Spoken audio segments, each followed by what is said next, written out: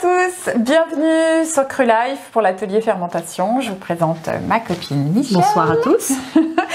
Qui va me donner un grand coup de main. Et puis on a une autre copine qui va venir nous rejoindre, Sylvie, qui a mal à la tête. Donc voilà, j'ai essayé de lui faire un petit soin en express. Et normalement, on devrait pouvoir faire toutes les recettes, si nous sommes bien trois, qu'on a prévues ce soir. Donc, on se retrouve autour d'un thème très intéressant, la lactofermentation. Bonjour, bienvenue sur la chaîne Cru Life. La lactofermentation, c'est une technique de conservation qui est écologique et qui est aussi qui est pas chère sur un plan financier, donc elle a vraiment beaucoup d'intérêt. Elle optimise aussi tout le potentiel nutritionnel des aliments que vous allez lactofermenter et elle facilite la digestion.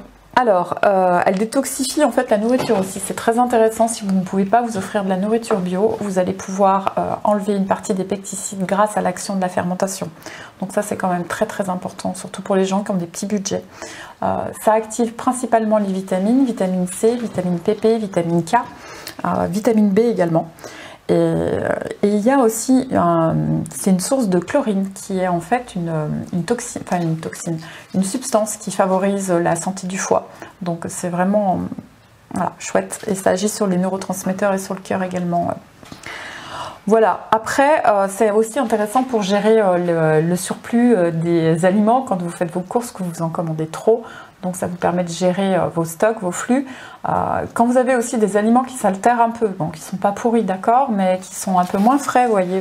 Bon là, moi j'ai un persil qui est sympa, je l'ai acheté hier, il est bien, mais au bout de 2-3 jours, le persil, quelquefois, il n'est pas terrible. C'est vraiment l'occasion de la lactofermentation de remettre de la vie à l'intérieur. Donc voilà, c'est vraiment chouette aussi pour ça. Donc évidemment, en ce moment, tout particulièrement pour renforcer l'immunité, donc c'est une source de pré- et de probiotiques. Donc là, vous allez vraiment optimiser votre potentiel. Donc c'est vraiment, allez-y de tout cœur.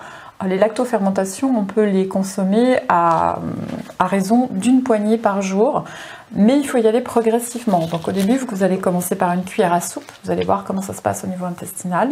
Au début, ça fermente un peu quand même.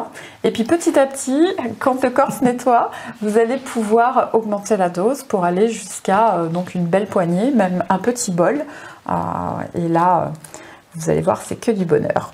Ça a une action aussi sur la peau, toutes les muqueuses en fait, donc tout ce qui est en lien avec l'intestin. Et quelque chose dont on ne parle jamais, mais qui est pour moi essentiel, c'est que la qualité de votre intestin, c'est aussi la gestion de vos émotions.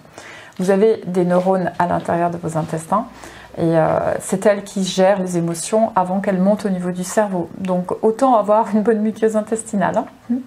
Je ne vais pas m'étendre là-dessus. Il semblerait également que ça a une action contre Alzheimer. Donc voilà, le fait justement d'entretenir toutes ces neurones empêcherait les maladies dégénérescentes et tout particulièrement Alzheimer. Donc malheureusement, il y en a de plus en plus.